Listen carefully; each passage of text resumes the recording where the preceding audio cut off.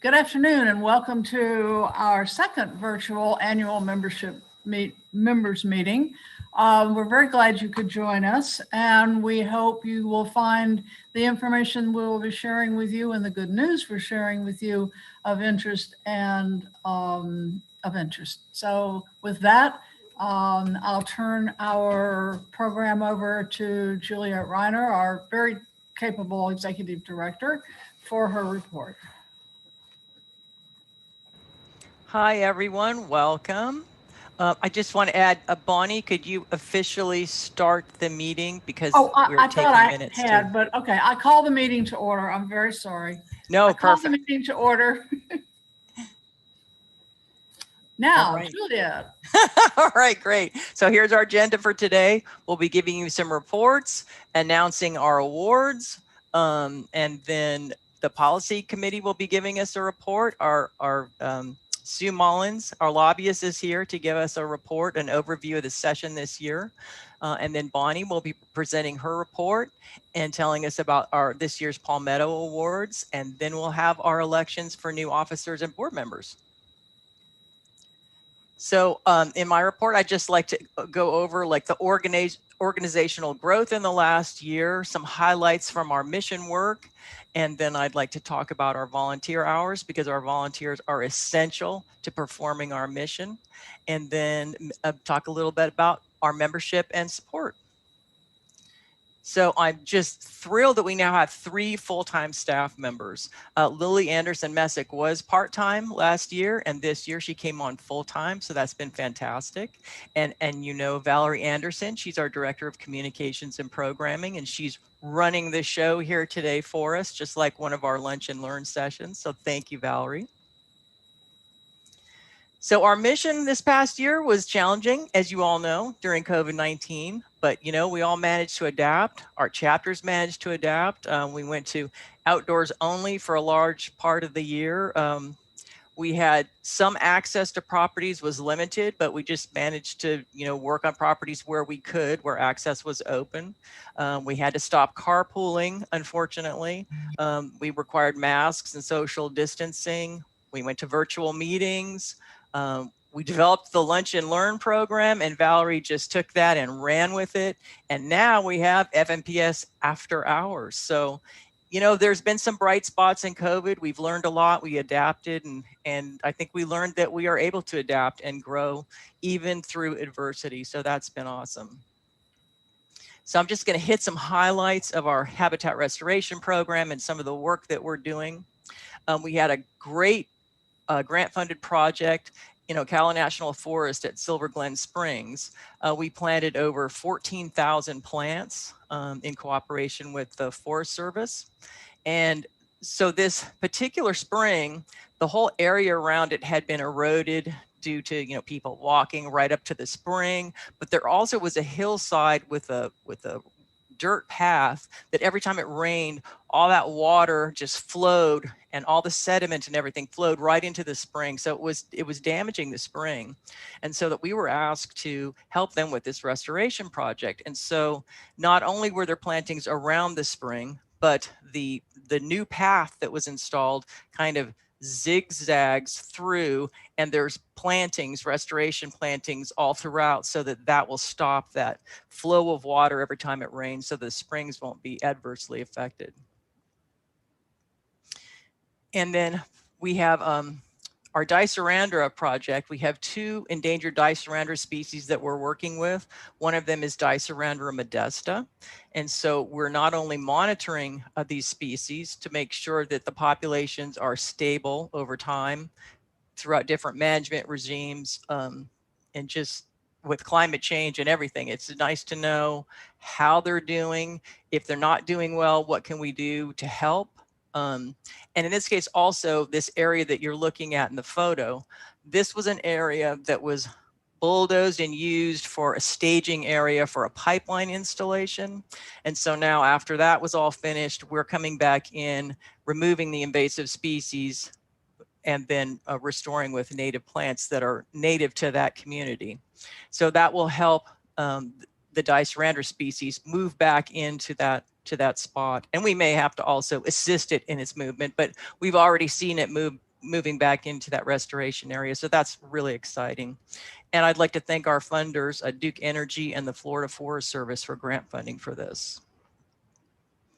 So another part of that project was to do a baseline full survey of the full extent of the population of Dicerandra modesta, since this is the only protected population and possibly the only one left in existence.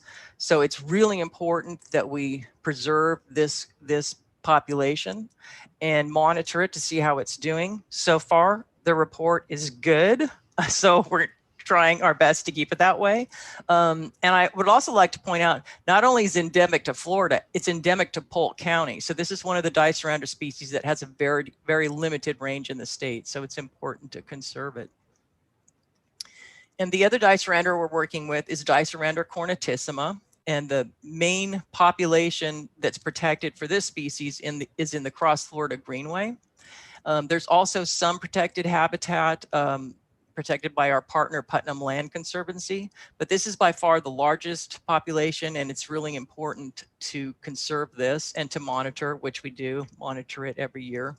But we're also doing restoration work here. And when they installed they paved the Greenway Trail, there was a lot of damage done to certain areas along that paved trail.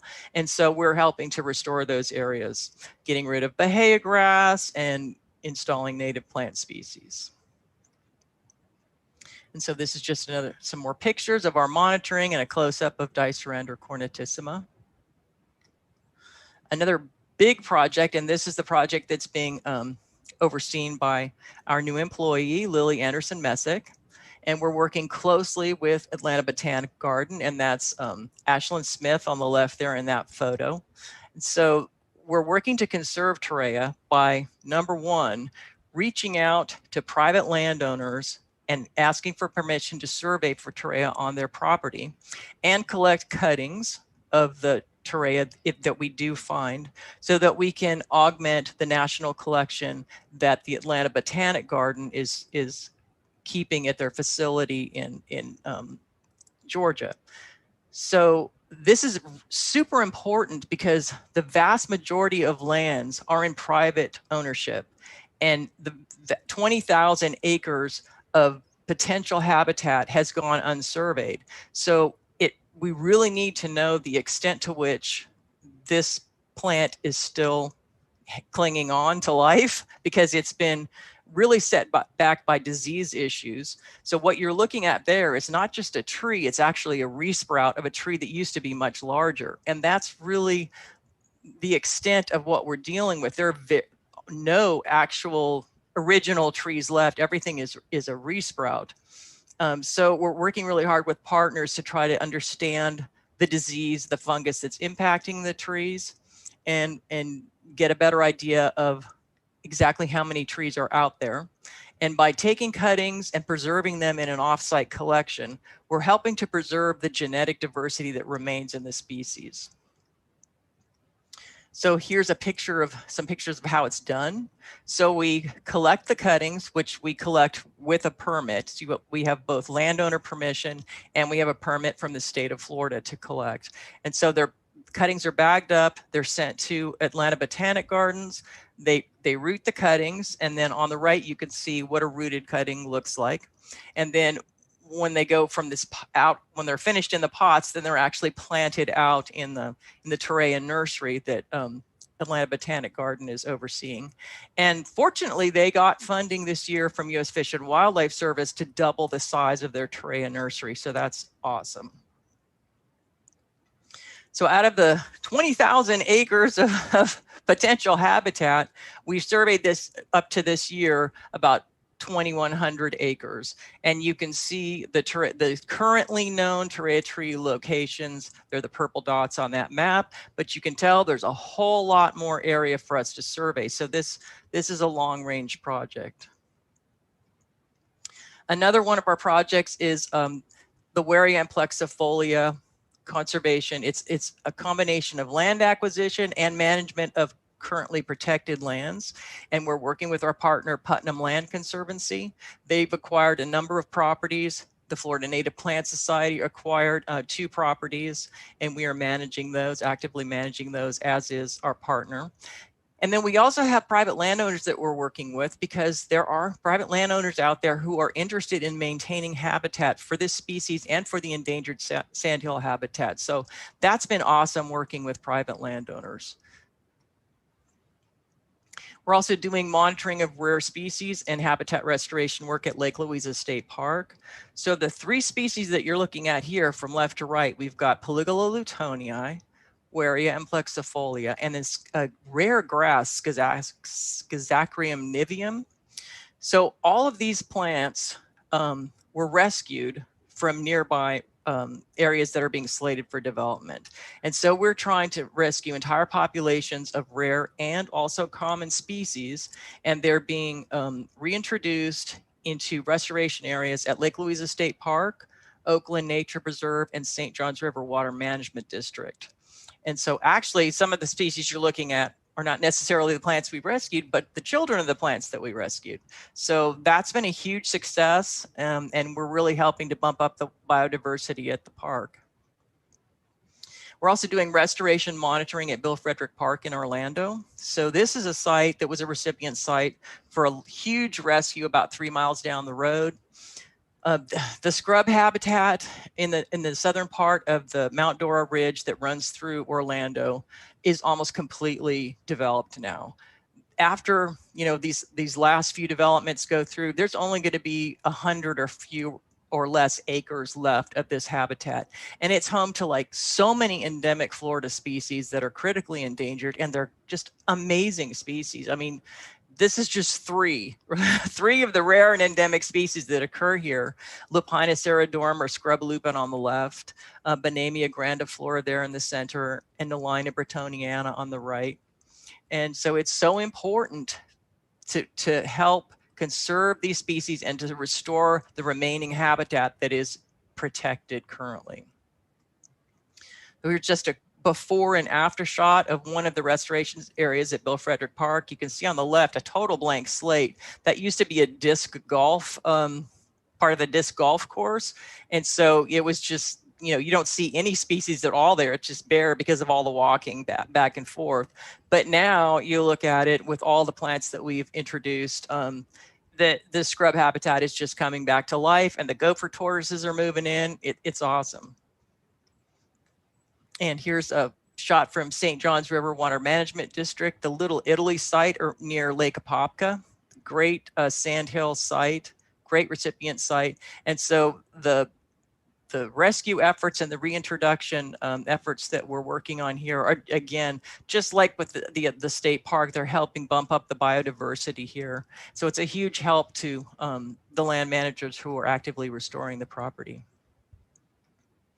And so our communications have just ramped up. They continue to grow and grow and grow. And, I thank Valerie for all she's done. And I thank Lily, because Lily's really stepped up and help too, because we get so many questions and comments through our social media, and we try to answer everybody in as timely fashion as we can. So thank you all for participating. And if you don't know, we do have not only a Facebook page, but we also have a private members only Facebook group. So check that out if you're interested. The nice thing about the Facebook groups is you can search like for a plant or a topic, and you can also get so much feedback from our members. It's really a great resource. And of course, we couldn't do anything without our volunteers. And we've had just, even in this year of COVID, like tremendous amount of volunteer hours. So we had 20 chapters reporting this year, over 17,000 hours. And the value of those hours is like $412,000. And then we also track education hours. So that's the number of hours that people spend attending like our chapter presentations. And that's over 5,800 hours this year. So that's been fantastic. And then our board members, many of them have like special skills that we would otherwise have to pay for, sometimes $150 an hour. So the value of their contributed services has been over $116,000 this past year. So we are really, really grateful for those people who, dedicate their time and their skills to the society. And FNPS membership, woohoo! Ladies and gentlemen, a year ago, we had 4,200 members, which at the time was a high. But today, we are at an all-time high forever. We're over 5,000 members now. It's so exciting. And this just happened like in the last week. We finally bumped up over 5,000. So that is so hugely exciting. And then I have one more surprise announcement that just fell into my email today. The Florida Native Plant Society applied to be a research partner with the Center for Plant Conservation. And I just got the email this morning that we have been accepted and that their board of trustees voted 100% and wholeheartedly, in the words of their president, to support our membership in the Center for Plant Conservation. And I'm so happy to share that news with everyone at this meeting right now. Thank you all so much, and let's take it to the next level. So I'd like to thank all of the people who donated to our Conservation Grant Award this year. We had chapters donate, Tarflower, Sea Rocket, Dade, and then we had a lot of individuals donate this year in honor of Don and Joyce Gann. So that's super special, and thank you all, Cammie and Lindsay, Patty, Elizabeth, Sally, and then Carol Goodyear and Jen and Samuel. Thank you all so much for your donations to the Conservation Grant Award. And this year's award, we received 10 applications, which I think is probably an all-time high. And they were evaluated by the committee for their adherence to the application criteria and the appropriateness of the budget. And so this year's award is $5,000. It was submitted by the Pinellas chapter of the Florida Native Plant Society to do a floristic inventory of the Douglas property acquisition, which is in central Pinellas County, Florida. For those of you who don't know, the Douglas property was in danger of being developed. It had been sold to a developer.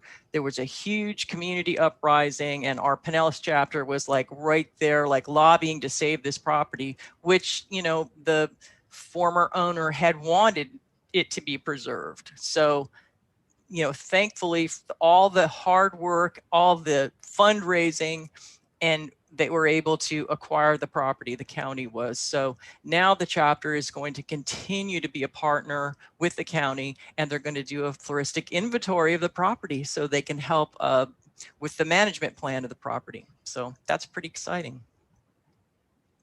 And our Dan Austin Award for Ethnobotany, we only received one application this year. So please tell everybody you know, especially students, you know, studying anything having to do with the relationship between plants and people, anything like that. And please encourage them to apply for the award. We did evaluate the application, and it was an excellent application. It adhered to the criteria, and the budget was appropriate. And we had a donation from the Palm Beach County chapter of FNPS. Thank you very much. And the award is $1,500 to Jessica Balerna of the University of South Florida. And the project is evaluating the trade-offs among biophysical and cultural ecosystem services in freshwater wetlands impaired by groundwater extraction in the Tampa Bay region of Florida. This is a huge issue right now in that region and other places in the state. So this will be a really exciting project to see the results of. Unfortunately, our Science Advisory Committee Chair, Paul Schmalzer, cannot be with us. He's had a family emergency, so I'll go ahead and announce the Science Awards for this year. First of all, thank you to our two chapter donors, the Sea Rocket chapter and Tarflower chapter. Tarflower donates in honor of Sam Hopkins for this award. So there's 3 grant awards going out this year.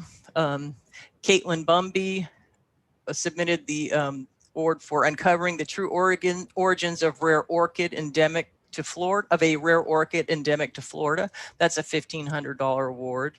And another $1,500 award to Shelby Krupar from the University of Florida.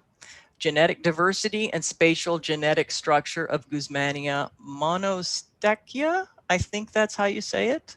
And then another $1,500 award to Maria Pimienta, and she's from Florida International University. Diurnal and nocturnal pollination of Guertarda scabra in the pine rocklands of South Florida.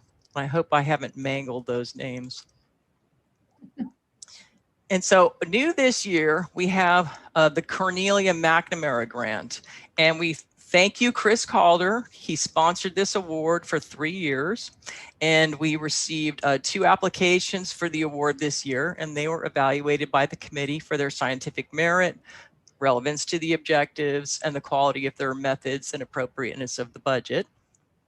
And so the winner this year, for the first time ever, Cornelia McNamara Grant, is Gage LaPierre from the University of Florida, an award of $1,500, and he will be studying seed mixture strategies in ground cover restoration of pine savannas. So that's a pretty cool study there. So with that, I'm going to turn it over to our landscaping chair, Ron Blair. Take it away, Ron. Thank you, Juliet. This year, we had applications and awards in 4 of our categories, including a butterfly garden, restoration, residential, and institutional categories. We start with the Ed Yarborough Nature Center, which is located on a natural lands program from Seminole County. This garden was designed, established by volunteers in 2006. In 2009, a water feature was added, and this may not be a sequential slide. Here we can see the center. So this is a natural area again. So individuals as well as groups and schools do go to these sites. In 2011, the Couplet Fern chapter officially took responsibility for the garden. So they've been maintaining it since 2011. The purpose is to show successional and seasonal growth of native plants that thrive in sandy soil throughout the year. This particular garden is planted in a sand pine scrub area. This is, of course, a picture of the water feature that was added. And here we see nice signage from Seminole County, their natural lands program, as well as a nice sign addition for the Couplet Fern chapter of the Florida Native Plant Society. And to our right, we have one of our longtime members who has been involved in this since probably 2006. The next category is in restoration, and a rather long name, the Shores of Long Bayou Condominiums. This is probably the 4th project that this particular condominium HOA has submitted. They've been very busy over the years. They have, with this award now, this is their 3rd award. To my knowledge, all of the previous awards and applications have been for restoration. This particular aerial shows the area of concern, this wood stork pond at the left-hand side. And what they had noted that there was no longer a tidal flow from part of the Tampa Bay to the right-hand side. So they, as part of the Tampa Bay Estuary Program practices that they adopted, removal of invasives, enhance the ecosystem values of tidal tributaries, and they did this by restoring the tidal flushing. And then it has always been very important to the HOA to have public education and involvement in the work they do. So you can see the before and after results here. This was a rather expensive, and to my recollection, the most expensive effort they've done to date to remove invasive exotics.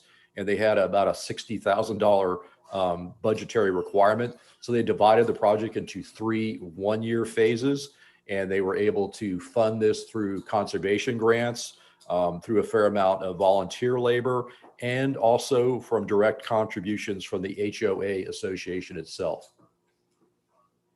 Here we can see that they are actually restoring the connectivity from the Tampa Bay area itself all the way back to this wood stork pond using manual labor and small pieces of mechanical equipment. And there it is today. And of course, the namesake wood stork on the left. The Adams residence is located in Lake County, Florida, in Groveland. Now, in 2013, and this is a photograph in 2013, what they had was an irrigated lawn with manicured loropetalums. You can see those on the left as foundation planting, and several non-native palm trees in the yard. Their goal was to reduce the turf by 90% and eliminate the irrigation system and create habitat for pollinators, birds, reptiles, and small mammals. They recognized that the site was constructed on Candler sand, which is a high in terms of elevation and well-drained soil type. So they used plants that would thrive in low nutrient and fast draining soils. Of the 394 plants for the initial installation, there were 37 species. They lost 5, I believe, species representatives from that initial planting. And later they came back in with 22 additional species, all of which have been successful. And that additional planting was done in 2014.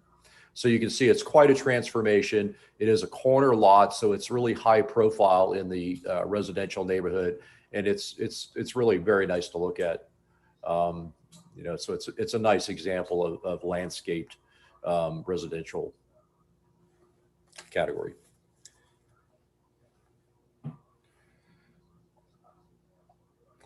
And they have a number of, you can see bird baths, if you will, and some yard art that is tastefully intermixed, particularly in the, I think, in the private spaces around back. Here it is. I like this particular photo. Some winter day, I would imagine. And we can see that, I believe it's the muley grass is in seed or past seed. Our last one is an award of excellence, and this is in an institutional category. This is a Sop Choppy, as some of you may know, is a fairly small community in the panhandle of Florida. Let me see, specifically the county is Wakulla County.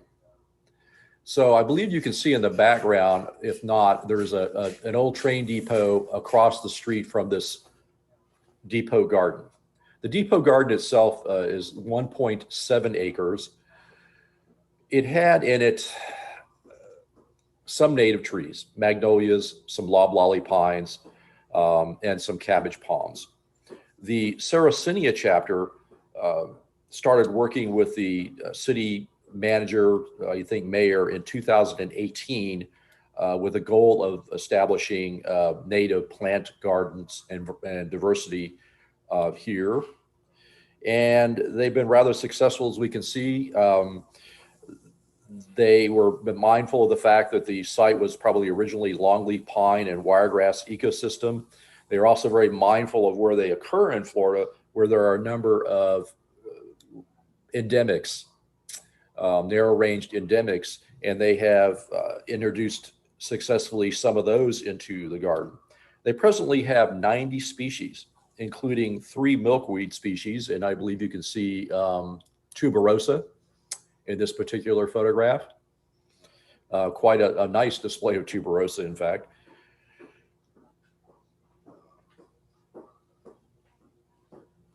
And there are, you can see there's also turf remaining here, but there, with 90 species, there is quite a lot going on here. Signs identifying the plant species have been added, but there is going to be a guide that will be available on the city's website and the chapter's website to the species that are located in the garden.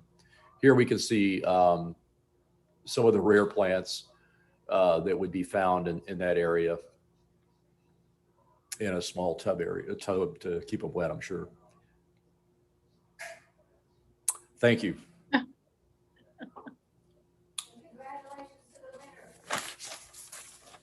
And thank you for the winners. Thank you very much.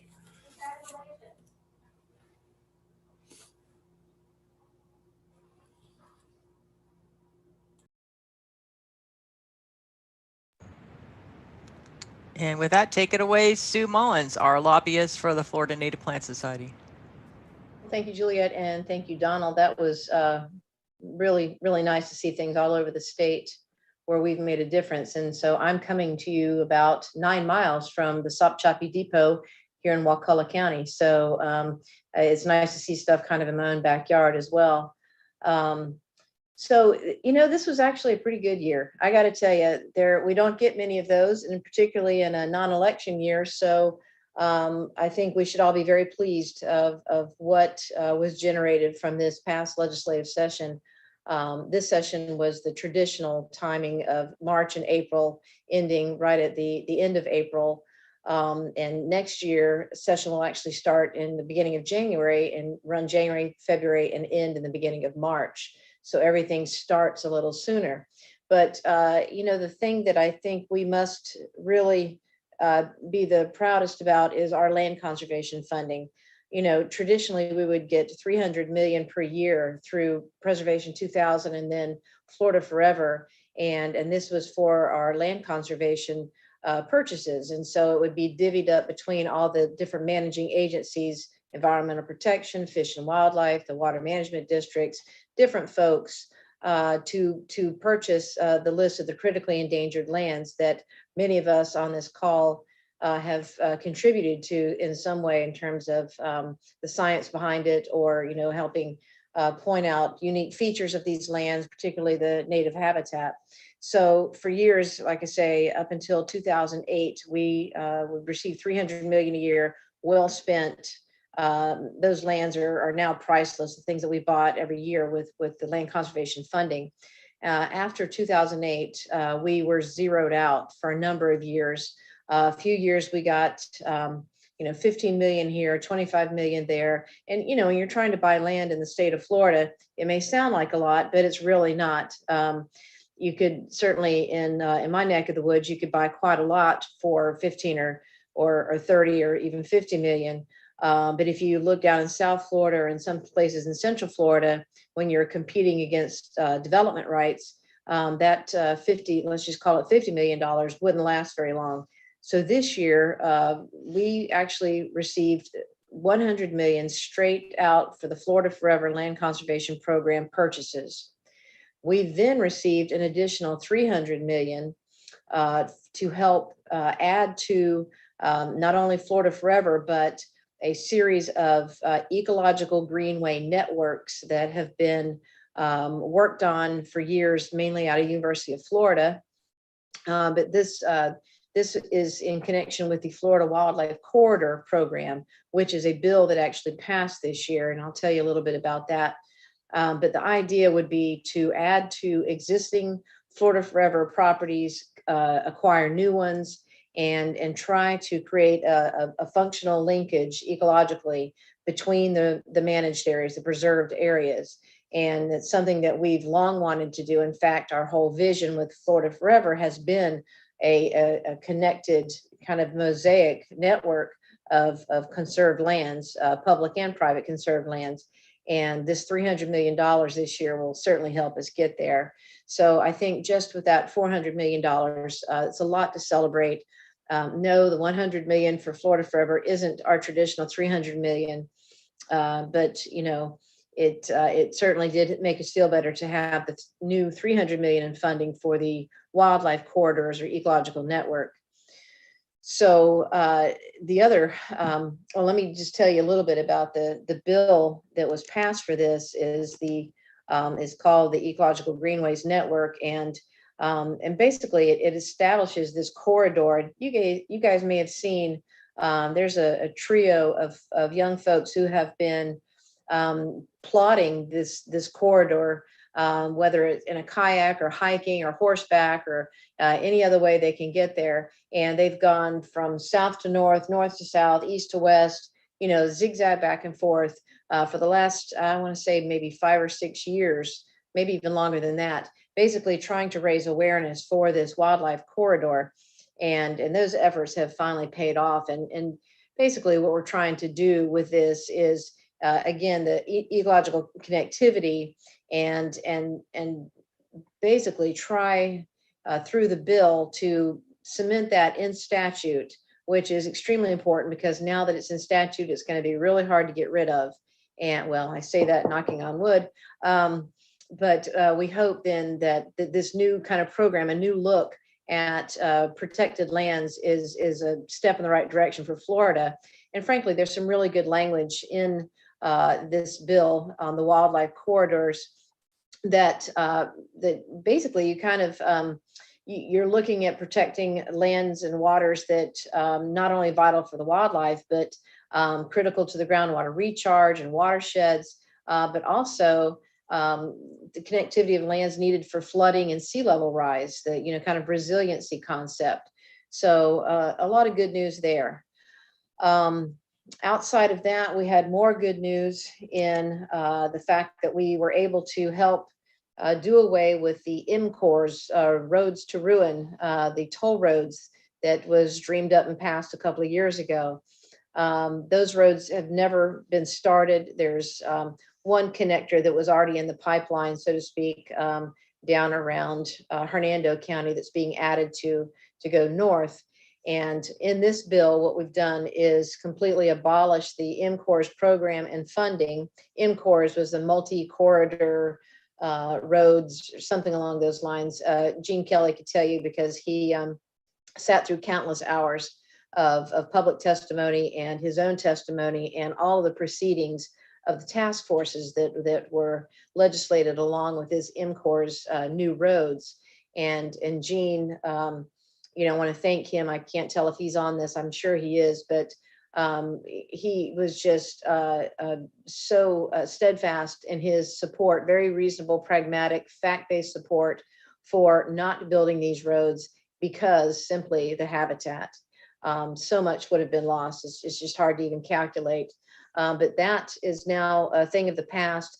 There is action to move forward with that road north that I mentioned. It's kind of a connector to the name just left me, but it's the connection that goes from basically South Tampa up to right now just outside of Brooksville, between Brooksville and Homosassa.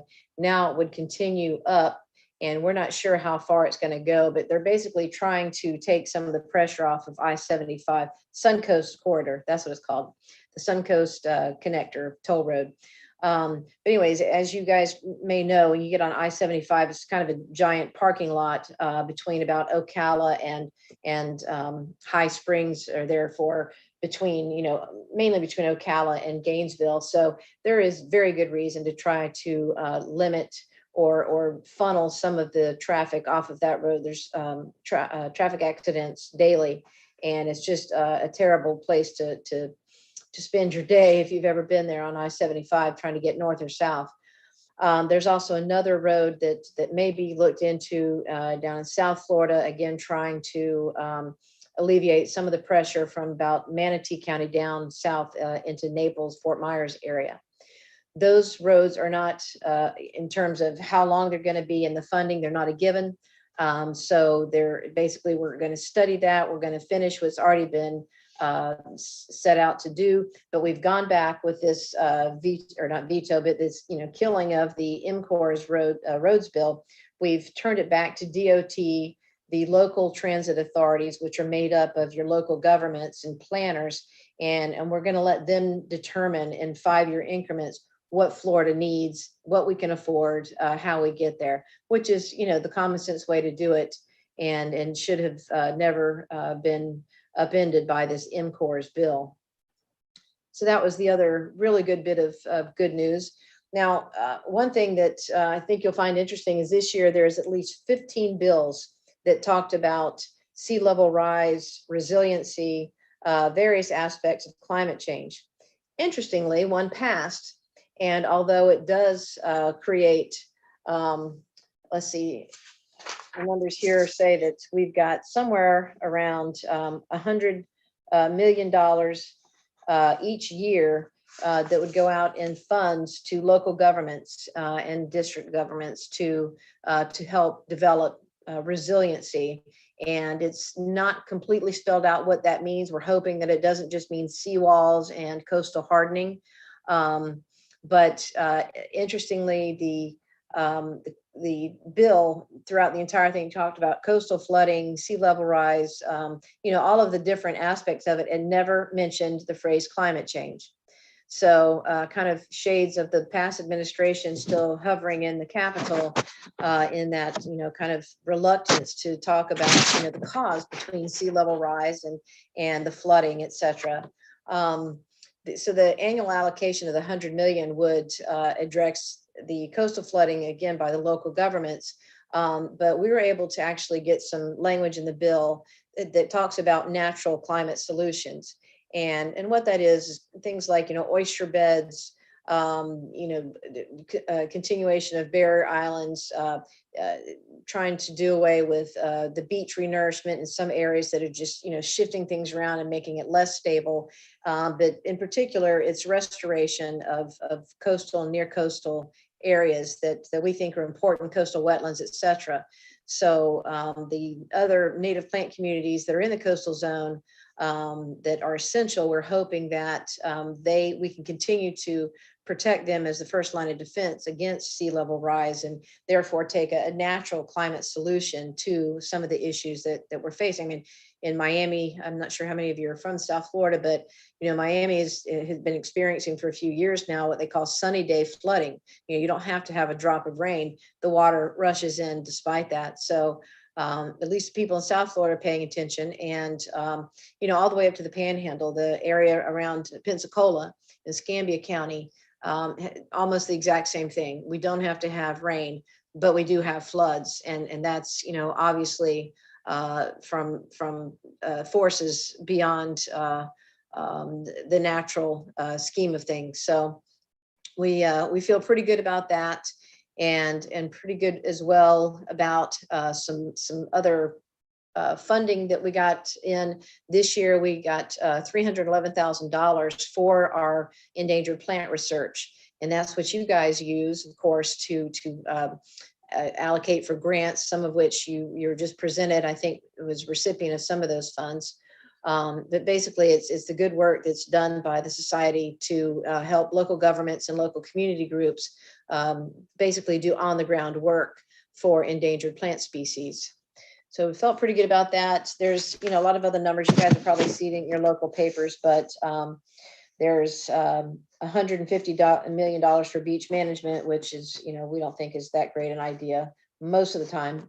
But the Everglades restoration is going to see another 284 million, and then a separate 71 million specifically to the Northern Everglades, which is where we feel like there's a lot of good work that can still be done just by preserving the mainly ranch lands that are still there that are fantastic habitat. And then finally, there's another 50 million for springs restoration. So in the bad news category, and y'all knew it was coming, there was a great bill that was filed on both sides that would have enacted the recommendations of what was called the Blue-Green Algae Task Force. You guys remember a few years ago, the entire state was either in red tide or in blue-green algae, a very colorful state, but not in the way we wanted.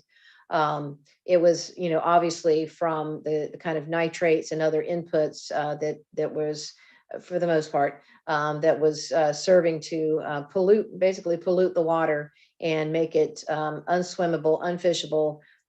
In some cases, you couldn't even touch it or breathe it in. So the legislature and Governor DeSantis had quickly acted to establish this task force called the Blue-Green Algae Task Force. They did a bang-up job. They really did. We had good scientists at the table, had a lot of good input, great data, and came up with a series of recommendations that really got to the heart of the matter about whether it's nitrates from lawns and golf courses, all the way to septic tanks that are polluting in many areas, sewer systems themselves that are having outfalls that pollute the water, and how to deal with those. Last year, you may remember that we were able to pass the Clean Waterways Act, which we all considered just a first step to doing anything with the Blue-Green Algae Task Force. It started strong and kind of got weakened through the process, as most good things do. But generally, this bill this year, the Blue-Green Algae Task Force bill, to enact those recommendations, made it through a few committees in the Senate, was not heard in the House, and was kind of deemed for failure. I would say that generally, what I recommended, and I think Jean and our policy committee, who I want to recognize, by the way, do a really, really good job of helping advise and guide our policy and legislative efforts. I'm not going to name them all, but they know who they are, and we're a tight group and we get good work done. But I would say that with the guidance of the policy committee and Jean, I think what we're going to recommend is to move forward next year and just really take bite-sized pieces of the task force recommendations.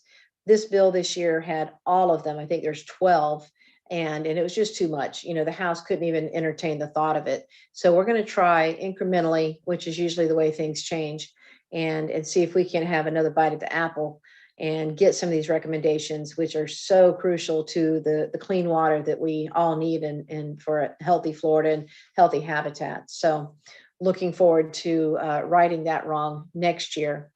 And I don't want to take up too much of the committee's time, but I would say a couple other things. A priority for this next year is we've been working with a group who is trying to restore the Ocklawaha River. For you South Floridians, the Ocklawaha once ran between the St. Johns and the Gulf, and had many tributaries, and just was a beautiful, a lovely, kind of a maritime river. It was well used, paddle boats up and down it, the whole bit.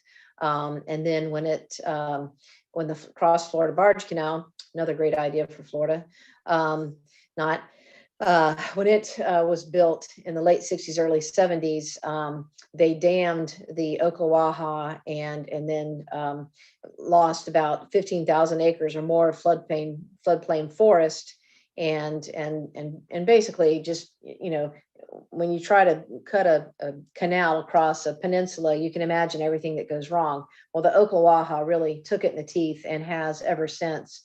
And what we'd like to try to do is pass a bill that completely restores the Ocklawaha, removes the Kirkpatrick Dam, and floods the Rodman Reservoir to keep it from being a lake, and let it again be a floodplain, and let all of those little tributaries and the other flows of the Ocklawaha be restored to their full function.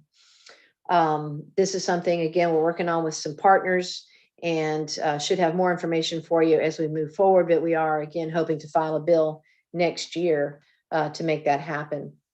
And then finally, wanted to just update you. We have, as you know, this past year passed into law a new Florida native license plate, and we're a little slow out of the blocks on it, but I will tell you that it's very popular in terms of what people like, and people are just now really getting to see it.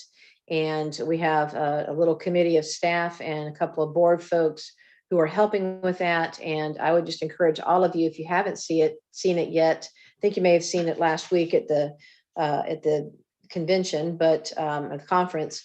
But it's a really neat plate. It's all native plants and done by a Florida artist, and it's I think something that appeals to a lot of different people, and certainly helps us every time a plate is sold. The FNPS receives $25. So it's a great fundraiser, and hopefully would be a lot of help to us moving forward. And so anything that you guys can do, if you want to buy a plate for a friend or a family member, is a gift. It's a good idea for yourself, obviously. But with that, I just don't want to take up too much of the committee's time or the membership meeting time, and turn it back over to you, Juliet, unless you guys have questions.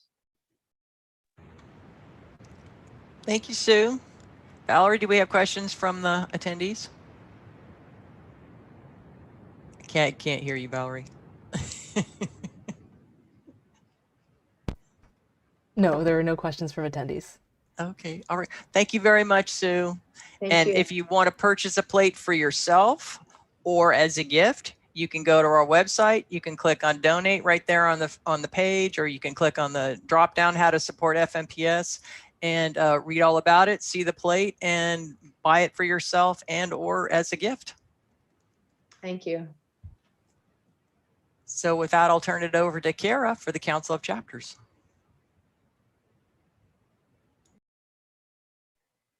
Ooh. Well, this is going to be my last annual meeting as council chair. We are going to have a new council chair, or that's been elected. That is Patricia Burgos.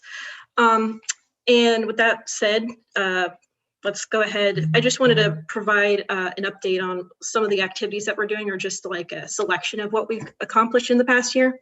So the council over the last few years that I've been vice chair and council chair has worked to kind of reestablish itself as to be a little bit more efficient and functional. And again, these are just some of the things that we've accomplished in the last year. First off, we have been collaborating with the Education Committee to help create region-specific inserts for an upcoming statewide brochure. And just a little bit about this brochure. It's a multi-fold brochure that basically is an introduction to, you know, what's so great about native plants and native ecosystems, and what, you know, the average person can do to, you know, support native plants in their own backyard. These region-specific inserts will have, you know, a selection of up to 7 different habitats that are found in that region's particular area. And on the back, there will be some gardening recommendations. And each region has been working to put that together. So we should have that out by summer or midsummer. Another thing that we've accomplished is we've revised the standard operating procedures that the council has had and updated those and had them included in the FNPS handbook. This was a major thing that needed to be done. And I'd like to give kudos to Melanie Simon for her work on spearheading that project. Another thing that we worked on was updating the council website with better resources for chapter reps and chapters.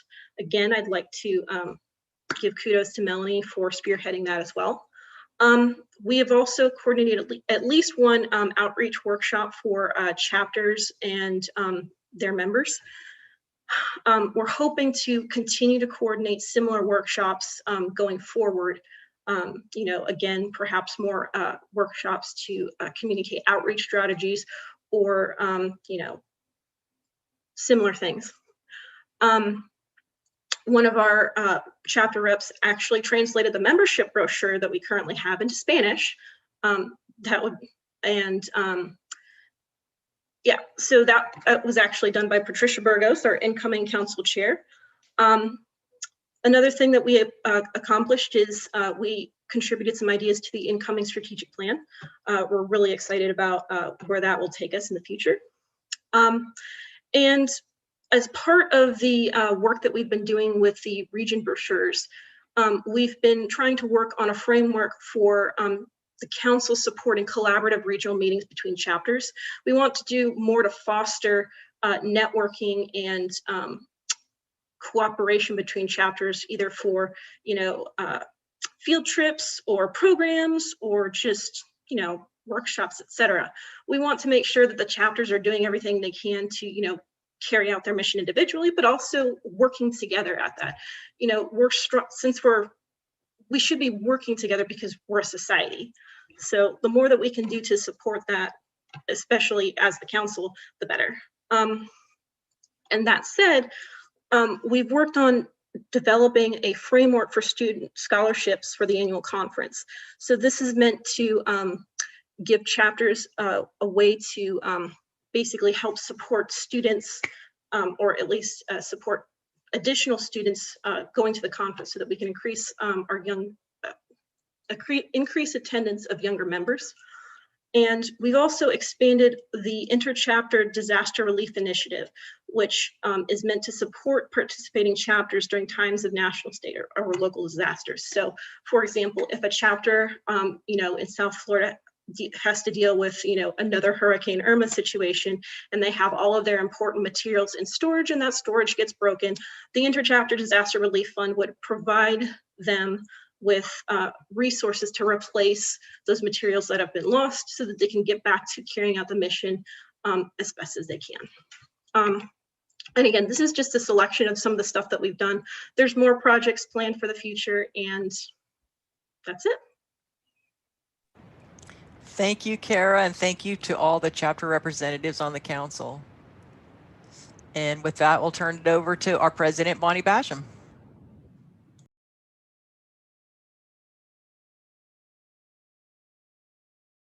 Bonnie, you need to unmute. There you go. I just realized that. Thank you. I'm so sorry. I was captivated by all this conversation and I forgot I was next. Thank you very much. And these are some of the things that came to mind when I started thinking about our past year. But I want to take a moment and thank, as Juliet did, our volunteers. If we did not have you guys working in the trenches, giving up your Saturday afternoons, giving up your Thursday afternoons, whatever, to help us fulfill our mission, we'd be dead in the water. So to each and every one of you who has volunteered, thank you so much. And for those of you who might not have had time to volunteer, but have time in the future, you will find it incredibly rewarding, not only to work on in a native habitat and know you're doing something really, really good for the state and for our native plants, but also an opportunity to meet other people with a lot of interests that you have. So I urge you to think about that the next time your chapter has a request for volunteer work. And I want to thank the Pinellas chapter for working on the Douglas property. That was an incredible venture. It certainly is something that could be replicated by other chapters. And I'm really thrilled to see that we got that across the gold line. Finally, thank you to Jean and the policy committee and the volunteers who helped go to all those meetings about the MCOR projects and sit through all that stuff in order to have 3 minutes of time with the committee and make your comments. The committees heard you, and that is so important. And so as we go forward and as we put that ridiculous idea behind us, please remember that your voice is an individual voice, but it is very, very important in terms of speaking with your elected representatives, and in this case, these task forces. And finally, thank Jean and Sue. Thank Sue for bringing home the money and the bacon this year. She is well regarded, as we are because of her, in Tallahassee, and we've got a really good team working. As I sat down and thought about this past year, which certainly has been daunting in many ways, and Juliet was so right, we met that challenge, and I think we did an excellent job of turning adversity into positive responses and into new ways to get in touch with each other and stay in touch. I think the lunch and learns were absolutely a stroke of brilliance.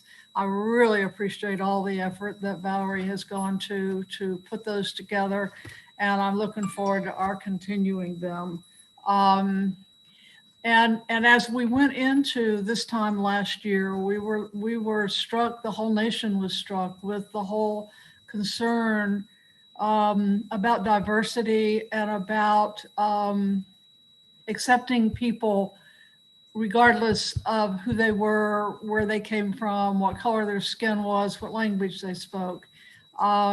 We have certainly been working towards an outreach program. It had started before last May, but it certainly grew when last May occurred. And as you see, the membership brochure has now been translated into Spanish. We hope we continue to translate our other brochures as well.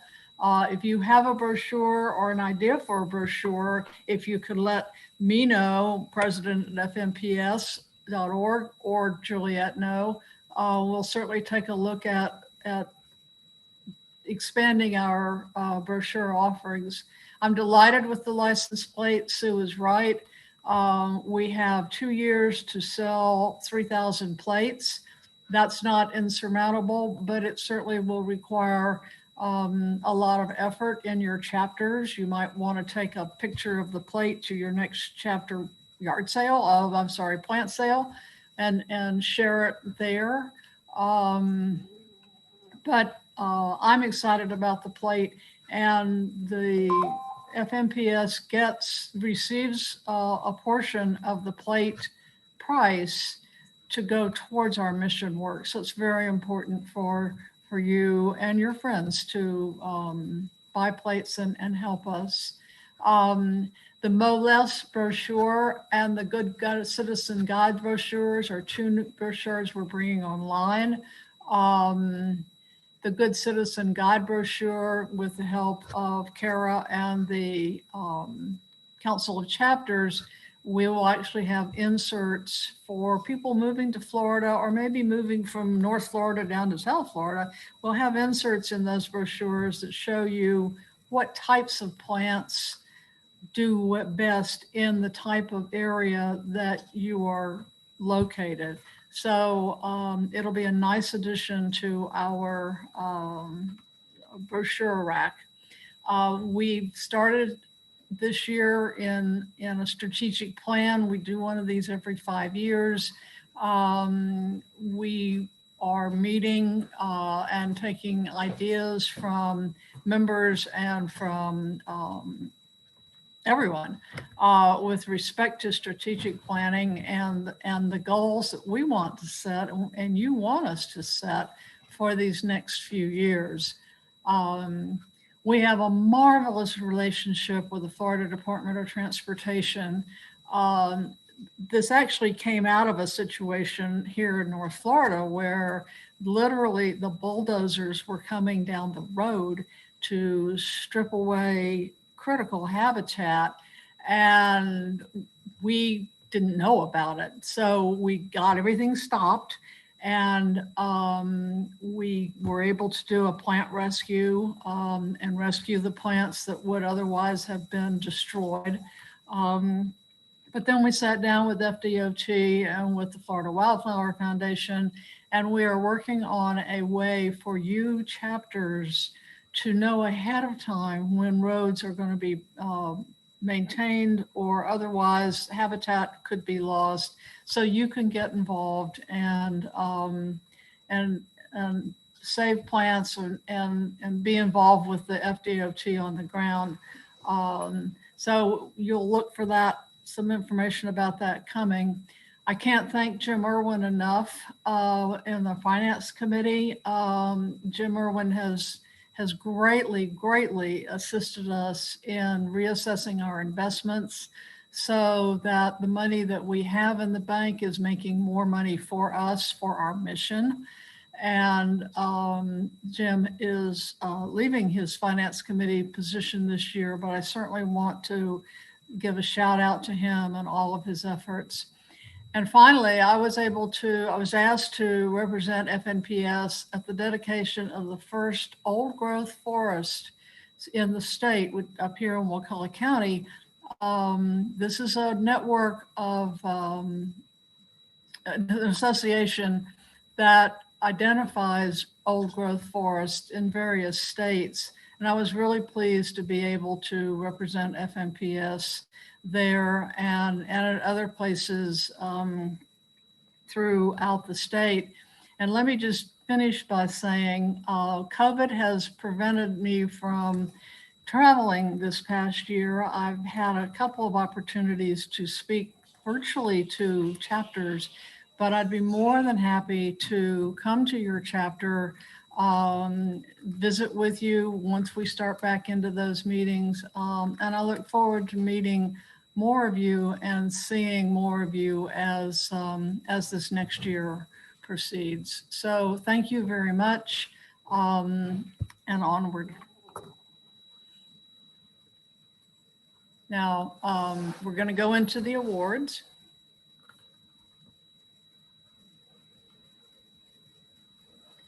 The Mentor Award recognizes individuals in FNPS who've made a contribution to the science and practice of native art conservation. The Green Palmetto Award is for service, and these are nominations from fellow FNPS members. You might want to think about this.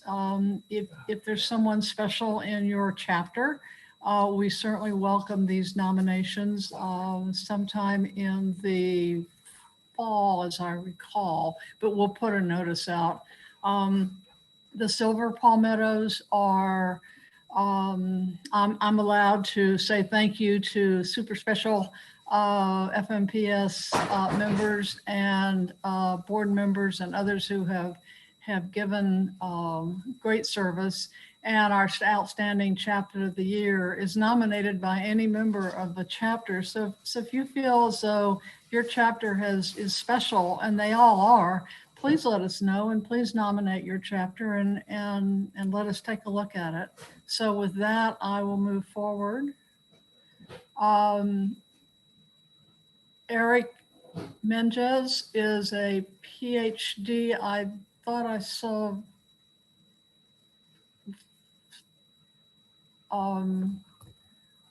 information about him. I'm sorry. These awards, I apologize. Eric has won our Mentor Award,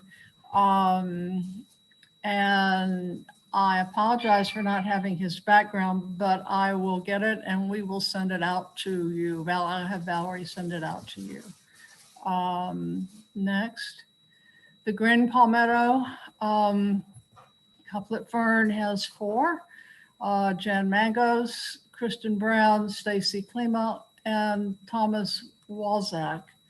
Kara Driscoll absolutely deserves this Green Palmetto Award for her work with the Council of Chapters, and Damon Moore from the Serona chapter. So give them all a clap, and thank you each and for your service and for your work. And the Silver Palmettos, I could probably spend 30 or 45 minutes on every person on this list, and I certainly won't, but Susan Carr, Paynes Prairie chapter, our immediate past president, who has picked up the ball every time we've needed someone to help us work through a difficult issue. And she's always been there. She's always there. The same is true of Andy Nacarado. Andy came onto the board, and she came on running, and she put together our strategic planning sessions and has really been a tremendous asset to our board. Melanie Simon, likewise, in Passion Flower, came into the Council of Chapters and brought to fruition a project helping the Council of Chapters understand better how the chapters and how the council works. It was a long process, and Melanie brought it home for us, and we really appreciate that. Jim Irwin, who with Tarflower chapter, who has been our vice president for finance and has helped us greatly. Chris Calder, who came to us and asked us if he could help with the new Cornelia McNamara's, who we named it after, our new Research Award, I'm sorry, and Patricia Burgos, Lake Beauty Berry chapter, who will become the president of the Council of Chapters, who stepped forward and very graciously and very quickly translated our first brochure into Spanish. So these are my thank yous to the people who have certainly assisted us in being the society that we are. Thank you.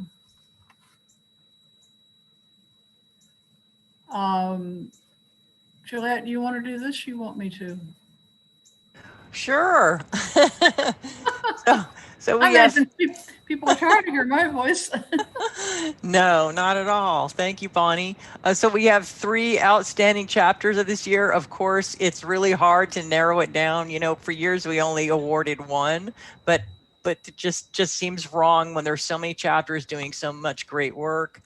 And you know, this past year with COVID has been such a challenge. And in these 3 chapters, you know, if you had to pick, you know, chapters that just went out there and hit the ground running, adapting to these new strange conditions. The Dade chapter, the Lake Beautyberry chapter, and the Mangrove chapter have just been like mind-blowingly outstanding. So I just thank you so much, and I hope the members of those chapters realize, you know, what a great job you guys are doing, and keep it up. Thank you. You're putting our mission forward in a big way.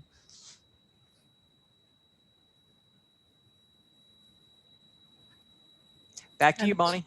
Okay, and this is your current board of directors. And we do have a membership committee chair vacant.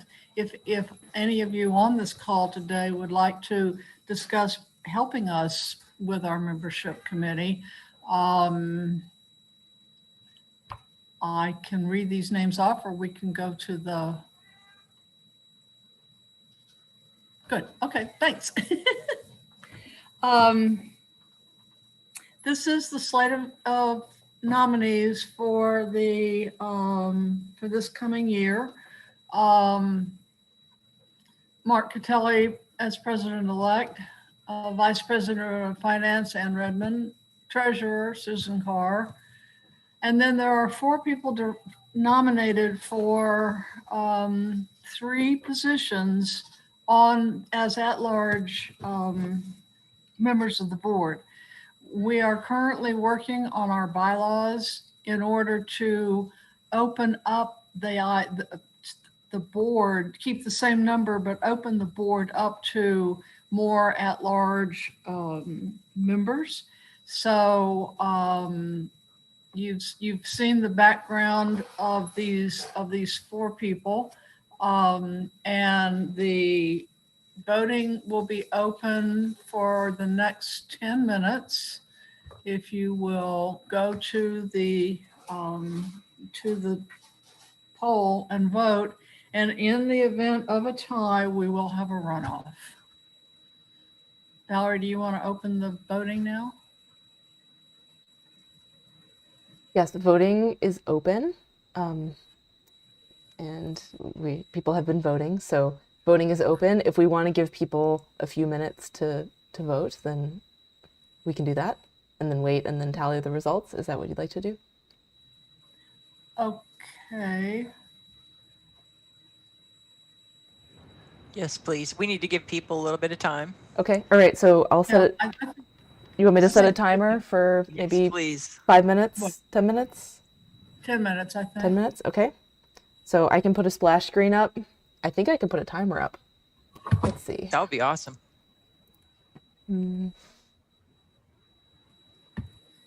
And Valerie? Yes. Valerie, how do I vote? Do you have the email that I sent out last night? Yeah, but I've got the program up. You have to tab down Zoom.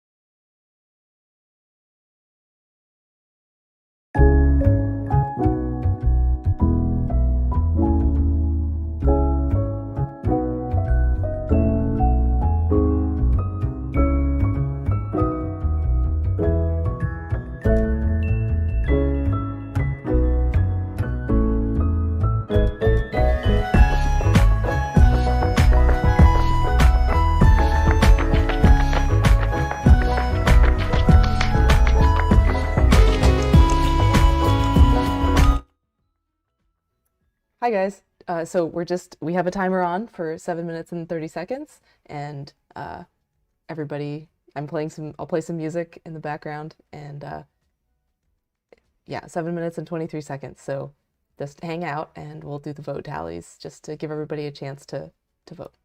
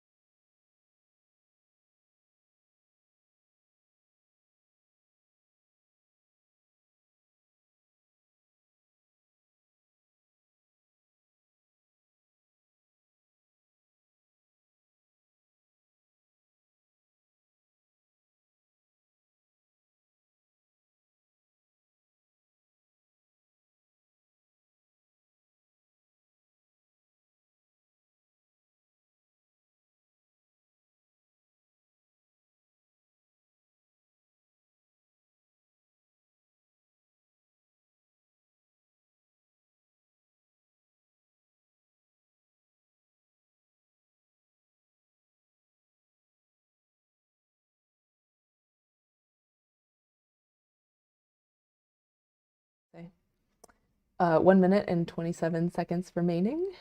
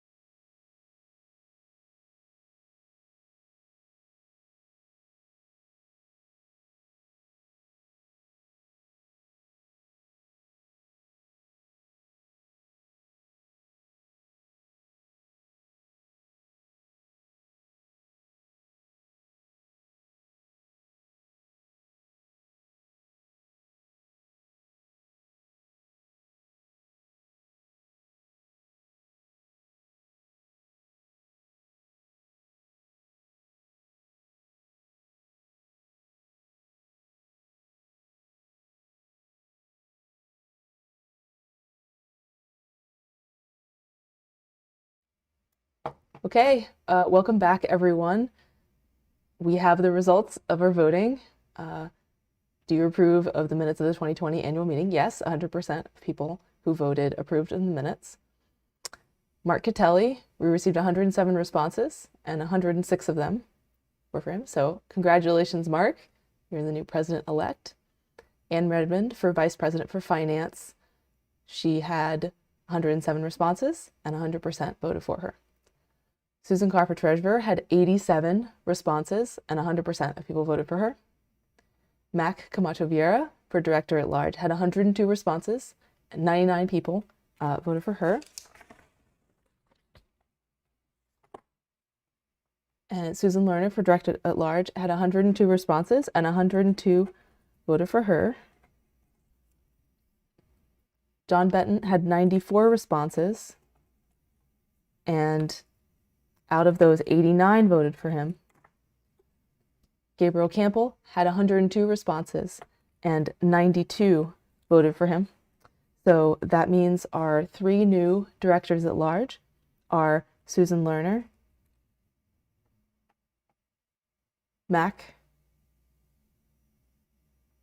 Susan Lerner, Gabriel Campbell, and Mac. Congratulations to our new board members. Juliet, would you like to continue on with our meeting? Hi, everyone. Thank you so much. Actually, Bonnie was supposed to thank everyone and sign off on the meeting and close the meeting out. Unfortunately, her internet just crashed and she fell off, and she tried to get back on just a minute ago and came and fell off again. So I'm going to have to close the meeting out, but technically it should be the president. But thank you all for coming. Thank you for voting. I look forward to the future of the year, and I'm going to officially, in place of Bonnie, officially close the meeting out at 2:28 p.m. Oh, the internet.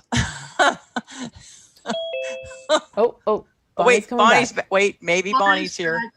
Oh, good. Okay, Bonnie, I just tried to officially close the meeting for you, but could you officially close the meeting now? Yes, that's the fun of living in North Florida, in the rural North Florida. Yes, I will close the meeting, and I will thank each of you for attending. And I hope to see some of you as I travel the state this next year. Thank you so much, and thank you for being members. Good night. Thanks, everyone. Bye. The meeting is adjourned at 2:29 p.m.